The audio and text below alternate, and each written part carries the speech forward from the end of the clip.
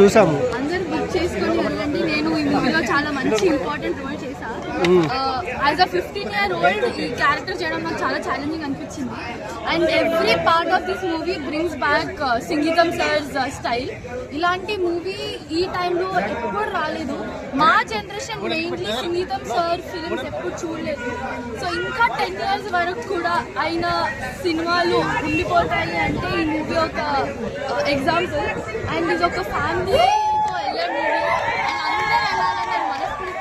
అంటే డైరెక్షన్ అంటే మీరు సినిమాలో యాక్ట్ చేశారు కదా, సంగీతం శ్రీనివాస్ గారికి దాదాపు 94 ఏళ్ళు. సెట్లో ఎలా ఉండేది? సంగీతం సార్ని నేను ఇప్పుడు కలవలేకపోయాను. మాకెప్పుడు సంకల్పననే మాకు డైరెక్టర్ సెట్లో, బట్ సంగీతం సారే డైరెక్ట్ చేసేవాళ్ళు.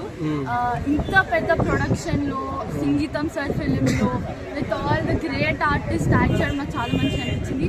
ఈ మూవీ అందరూ ఎందుకు చూడాలి అంటే ఈ టైంలో ఇలాంటి మూవీ ఎప్పుడు రాలేదు. And it's a very new concept. And సంగీతం సార్ ఎప్పుడు కొత్త కాన్సెప్ట్ వస్తారు కాబట్టి మీరు ఇలాంటి ఒక కొత్త కాన్సెప్ట్ని ఎంకరేజ్ చేయాలని కోరుకుంటున్నాను. మన తెలుగు ఆడియన్స్ ఎప్పుడు చూసినా మనల్ని ఆదరిస్తారు. సో అందరూ వెళ్ళి థియేటర్స్లో సంగీతం చూడండి. ఒక్కసారి పాడుతూ చెప్పచ్చు. ఈరోజే సంగీతం రిలీజ్ అయింది, మీరందరూ వెళ్ళి చూడండి. సూపర్ సినిమా అండి. అంటే మీరు ఒకసారి మనం అనుకుంటే ఏమనిపిస్తుంది, చిన్న ఉన్నప్పుడు చందమామ కథలు అనేది చదువుతుండేవాళ్ళు. అంటే అలా కథ నవల చదువుతున్నప్పుడు ఇలా జరిగేదా అని ఉంటుంది కదా. అలా ఒక చందమామ కథ మన దృశ్య రూపంగా చూసినప్పుడు ఫీలింగ్ ఉంది నాకు. అంటే అంత బాగా అనిపించింది. బయటకు వచ్చిన ఫీలింగ్ అంటే ఏదో మన ఊర్లో జరిగిన రియాలిటీకి చాలా దగ్గరగా ఉంది. ఇలాంటి సినిమా అనుకుంటున్నాం మనము. ఇప్పుడు కూడా అనుకుంటాం ఇలాంటి సినిమా రావాలి, అలాంటి సినిమా రావాలని కోరుకుంటాం. కానీ అలా నా ఫైట్ లేవు ఇవి లేవు పాటలు లేవు అనుకుంటాం.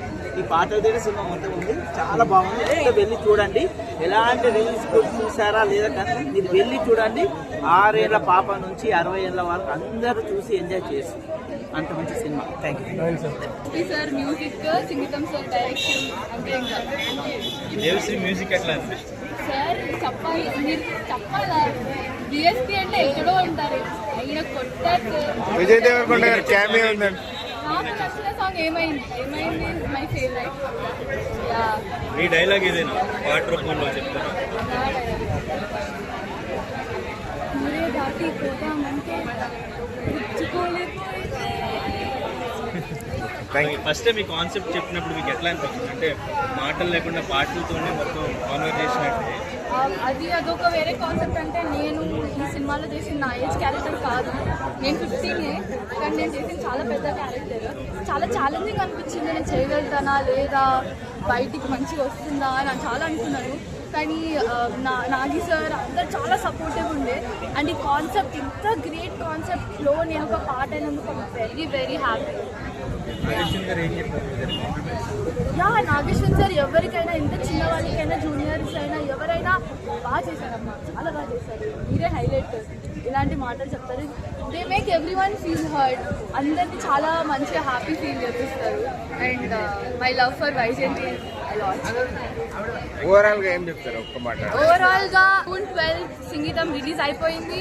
అందరినీ ఫ్యామిలీస్ తో తీసుకెళ్లి థియేటర్స్ లో చూసేయండి. Thank you.